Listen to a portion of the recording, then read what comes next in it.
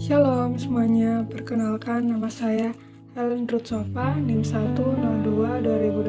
102-2021-0253, kelas C semester 2, mata kuliah PKN. Saya salah satu mahasiswa dari Institut Agama Kristen Negeri Kupang. Pada bab 6 ini, saya akan membahas bagaimana hakikat, instrumentasi, dan praksis demokrasi Indonesia berlandaskan Pancasila dan Undang-Undang Dasar Negara Republik Indonesia 1945. Setiap warga negara mendambakan pemerintahan demokratis yang menjamin tegaknya kedaulatan rakyat. Hasrat ini dilandasi pemahaman bahwa pemerintahan demokratis memberi peluang bagi tumbuhnya prinsip menghargai keberadaan individu untuk berpartisipasi dalam kehidupan bernegara secara maksimal. Karena itu, demokrasi perlu ditumbuhkan, dipelihara, dan dihormati oleh setiap warga negara. Setiap warga negara mempunyai ciri khas dalam pelaksanaan kedaulatan rakyat atau demokrasinya. Hal ini ditentukan oleh sejarah negara yang bersangkutan, kebudayaan, pandangan hidup, serta tujuan yang ingin dicapainya. Dengan demikian, pada setiap negara terdapat corak khas demokrasi yang tercermin pada pola sikap, keyakinan, dan perasaan tertentu yang mendasari, mengarahkan, dan memberi arti pada tingkah laku dan proses demokrasi dalam suatu sistem politik. Dalam bab ini, Anda akan mempelajari hakikat, instrumentasi, dan praksis demokrasi Indonesia berlandaskan Pancasila dan Undang-Undang Dasar Negara Republik Indonesia 1945. A. Menelusuri konsep dan urgensi demokrasi yang bersumber dari Pancasila. Yang pertama, apa demokrasi itu?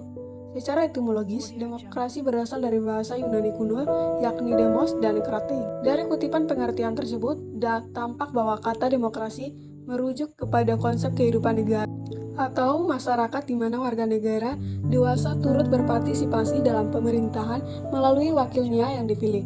Pemerintahannya mendorong dan menjamin kemerdekaan berbicara, beragama, berpendapat, bersikap, menegakkan atau rule of law.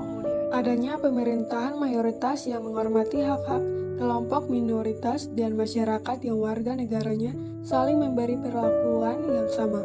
Pengertian tersebut pada dasarnya merujuk kepada ucapan Abraham Lincoln, mantan Presiden Amerika Serikat, yang menyatakan bahwa demokrasi adalah suatu pemerintahan dari rakyat, oleh rakyat, dan untuk rakyat, atau the government from the people, by the people, and for the people. Apa yang dikemukakan oleh CGI di 1999 tersebut melihat demokrasi sebagai konsep yang bersifat multidimensional, yakni secara filosofis, demokrasi sebagai ide, norma, dan prinsip, secara sosiologis sebagai sistem sosial, dan secara psikologis sebagai wawasan, sikap, dan perilaku individu dalam hidup bermasyarakat sebagai suatu sistem sosial kenegaraan. UC 1945 mengintisarikan demokrasi sebagai sistem memiliki 11 pilar atau sokoguru, yakni kedaulatan rakyat, pemerintahan berdasarkan persetujuan dari yang diperintah, kekuasaan mayoritas, hak-hak minoritas, jaminan hak-hak asasi manusia, pemilihan yang bebas dan jujur, persamaan di depan hukum, proses hukum yang wajar, pembatasan pemerintahan secara konstitusional, pluralisme sosial, ekonomi, dan politik, dan nilai-nilai toleransi, pragmatisme, kerjasama, dan mufakat.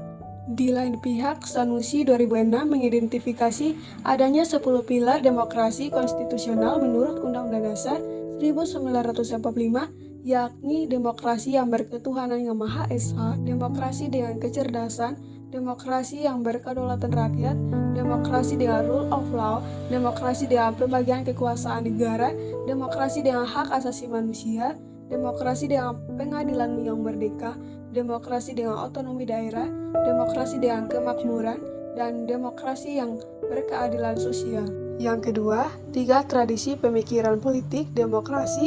Dalam tradisi pemikiran Aristotelian, demokrasi merupakan salah satu bentuk pemerintahan, yakni the government of all citizens who enjoy the benefits of citizenship, atau pemerintahan oleh seluruh warga negara yang memenuhi syarat kewarganegaraan. Lebih lanjut, Torres 1998 memandang demokrasi dapat ditinjau dari 2 aspek, yakni di satu pihak adalah formal demokrasi dan di lain pihak adalah substantif demokrasi. Formal demokrasi menunjukkan pada demokrasi dalam arti sistem pemerintahan. Hal ini dapat dilihat dari dalam berbagai pelaksanaan demokrasi di berbagai negara. dalam suatu negara demokrasi. Misalnya demokrasi dapat dijalankan dengan menerapkan sistem presidensial atau sistem parlementer. Yang ketiga, pemikiran tentang demokrasi Indonesia. Pada bagian pengantar telah dikemukakan bahwa suatu negara mempunyai ciri khas dalam pelaksanaan kedaulatan rakyat atau demokrasinya. Hal ini ditentukan oleh sejarah negara yang bersangkutan, kebudayaan, pandangan hidup, serta tujuan yang ingin dicapainya. Negara Indonesia telah mentabiskan dirinya sebagai negara demokrasi atau negara yang berkedaulatan rakyat. Yang keempat, pentingnya demokrasi sebagai sistem politik kenegaraan modern. Mengapa kehidupan demokrasi sangat penting dikembangkan dalam kehidupan masyarakat? Karena demokrasilah yang memegang peran penting dalam masyarakat dan dalam tata aturan suatu negara. Tanpa adanya demokrasi di suatu negara dan segala sesuatunya diatur oleh pemerintah, maka hilanglah kesejahteraan masyarakat dan kacaulah negara tersebut. Demokrasi sangatlah penting dan diperlukan masyarakat. Tidak hanya sekadar pemerintahan yang memegang kendali dalam pengaturan suatu negara. Perlu adanya masyarakat yang komplement, mendukung, dan masyarakat perlu terlibat dalam pembangunan suatu negara demi terciptanya kemakmuran dan kesejahteraan negara. Dengan demokrasi tak ada saling ingin menang sendiri, saling memaksakan kehendak, saling menghina, saling melecehkan, dan saling menjatuhkan.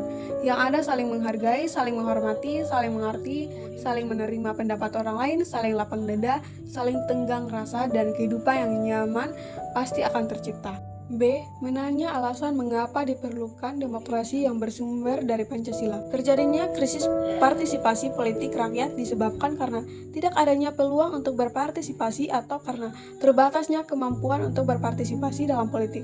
Secara lebih spesifik, penyebab rendahnya partisipasi politik tersebut adalah A. Pendidikan yang rendah menyebabkan rakyat kurang aktif dalam melaksanakan partisipasi politik. B. Tingkat ekonomi yang rakyat yang rendah. Dan C. Partisipasi politik rakyat kurang mendapat tempat oleh pemerintah. Munculnya penguasa di dalam demokrasi ditandai oleh menjamurnya dinasti politik yang menguasai segala segi kehidupan masyarakat, pemerintahan, lembaga, perwakilan, bisnis, peradilan, dan sebagainya oleh suatu keluarga atau kroni. Adapun perihal demokrasi membuang kedaulatan rakyat terjadi akibat adanya kenyataan yang memprihatinkan bahwa setelah tumbangnya struktur kekuasaan, autokrasi ternyata bukan demokrasi yang kita peroleh, melainkan oligarki, di mana kekuasaan terpusat pada sekelompok kecil elit, sementara sebagian besar rakyat atau demos tetap jauh dari sumber-sumber kekuasaan atau wewenang, uang, hukum, informasi, pendidikan, dan sebagainya. C. Menggali sumber historis, sosiologis, dan politik tentang demokrasi yang bersumber dari Pancasila, sebagaimana telah dikemukakan Muhammad Hatta. Demokrasi Indonesia yang bersifat kolektivitas itu sudah berakar di dalam pergaulan hidup rakyat. Sebab itu, ia tidak dapat dilenyapkan untuk selama-lamanya. Menurutnya, demokrasi bisa tertindas karena kesalahannya sendiri. Tetapi setelah ia mengalami cobaan yang pahit, ia akan muncul kembali dengan penuh keinsafan. Setidak-tidaknya ada 3 sumber yang menghidupkan cita-cita demokrasi dalam kalbu bangsa Indonesia. Pertama, tradisi kolektivitisme dari permusyawaratan desa. Kedua, ajaran Islam yang menurut kebenaran dan keadilan ilahi dalam masyarakat serta persaudaraan antar manusia sebagai makhluk Tuhan. Ketiga, paham sosialis barat yang menarik perhatian para pemimpin pergerakan kebangsaan karena dasar-dasar perikemanusiaan yang dibelanya dan menjadi tujuannya. D. Membangun argumen tentang dinamika dan tantangan demokrasi yang bersumber dari Pancasila.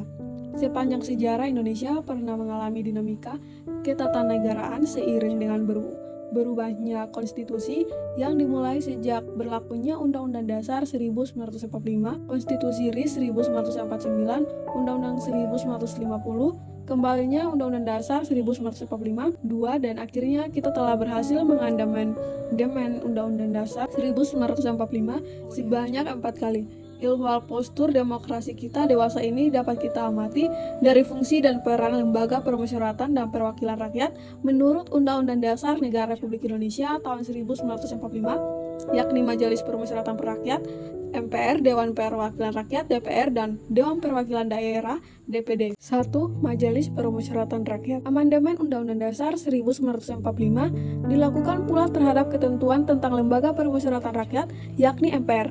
Perubahan dari sistem vertikal hierarkis dengan prinsip supremasi MPR menjadi sistem yang horizontal fundamental dengan prinsip checks and balance, saling mengawasi dan mengimbangi antar lembaga negara. Dalam kaitan dengan pemulihan presiden dan wakil presiden secara langsung, timbul kewenangan baru bagi MPR, yakni melantik presiden dan wakil presiden. Pasal 3 ayat 2 Undang-Undang Dasar 1945. Kewenangan lain yang muncul berdasarkan ketentuan pasal 3 ayat 3 Undang-Undang Dasar 1945 adalah MPR berwenang memberhentikan presiden dan atau wakil presiden dalam masa jabatannya menurut Undang-Undang Dasar.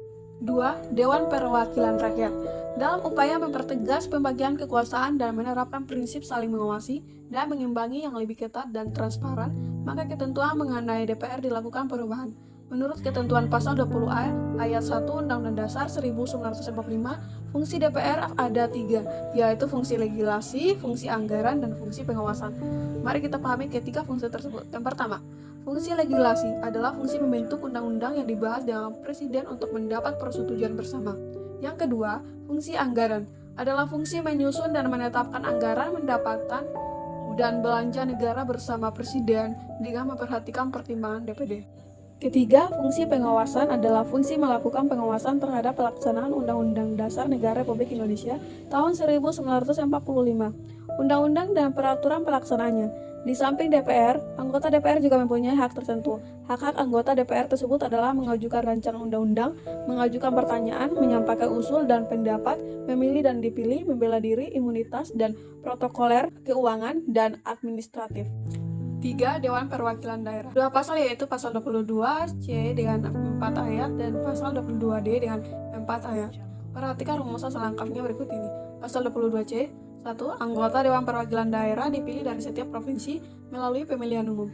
2. Anggota Dewan Perwakilan Daerah dari setiap provinsi jumlahnya sama dan jumlahnya seluruh anggota Dewan Perwakilan Daerah itu tidak lebih dari sepertiga jumlah anggota Dewan Perwakilan Rakyat. Ketiga, Dewan Perwakilan Daerah bersidang sedikitnya sekali dalam setahun. 4. Susunan dan kedudukan Dewan Perwakilan Daerah diatur dengan undang-undang. Mendeskripsikan esensi dan urgensi demokrasi Pancasila. 1. Kehidupan demokratis yang bagaimana yang kita kembangkan. Demokrasi itu selain memiliki sifat yang universal, yakni diakui oleh seluruh bangsa yang beradab di seluruh dunia, juga memiliki sifat yang khas dari masing-masing negara. Sifat khas demokrasi di setiap negara biasanya tergantung ideologi masing-masing.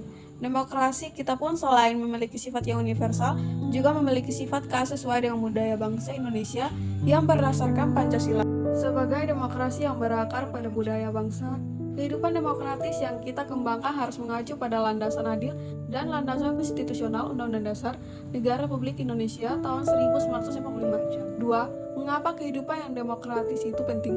Pada hakikatnya sebuah negara yang dapat disebut sebagai negara yang demokratis apabila di dalam pemerintahan tersebut rakyat memiliki kesempatan untuk berpartisipasi dalam pembuatan keputusan, memiliki persamaan di muka hukum, dan memperoleh pendapatan yang layak karena terjadi distribusi pendapatan yang adil. Ketiga, bagaimana penerapan demokrasi dalam pemilihan pemimpin politik dan pejabat negara? Seorang pemimpin memang harus yang memiliki kemampuan memadai, sehingga ia mampu melindungi dan mengayomi rakyatnya dengan baik. Oleh karena itu, seorang pemimpin harus memenuhi syarat-syarat tertentu. Berdasarkan sistem demokrasi yang kita anut, seorang pemimpin itu harus beriman dan bertakwa, bermoral, berilmu, terampil, dan demokrasi. Sekian dari hasil video saya. Terima kasih, Tuhan Yesus memberkati.